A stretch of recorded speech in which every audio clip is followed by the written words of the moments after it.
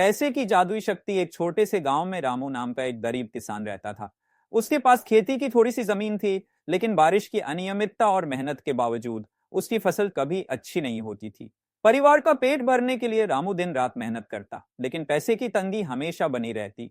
एक दिन रामू जंगल से लकड़ी काटकर लौट रहा था। अचानक उसे रास्ते में एक अजीब सी चमचमाती चीज दिखी। उसने पास जाकर देखा तो वह एक पुराना सिक्का था, लेकिन उसमें से सुनहरी चमक निकल रही थी। रामू ने उसे उठाया और अपने झोले में रख लिया। जब वह घर पहुंचा तो उसने सोचा कि इसे बाजार में बेच देगा, लेकिन जैसे ही उसने उस सिक्के को अपनी पत्नी के सामने निकाला, अचानक कमरे में अजीब सी रोशनी फैल गई। सिक्का हवा में तैरने लगा और एक धीमी आवाज में बोला, रामू, मैं जादुई सिक्का हूं। मैं तुम्हारी हर इच्छा पूरी कर सकता हूं, लेकिन एक शर्त है। तुम्हें हर बार अपनी मेहनत से कमाई का आधा हिस्सा दान करना होगा। रामू और उसकी पत्नी चकित रह गए, लेकिन उन्होंने सोचा कि यह उनकी गरीबी दूर करने का मौका है।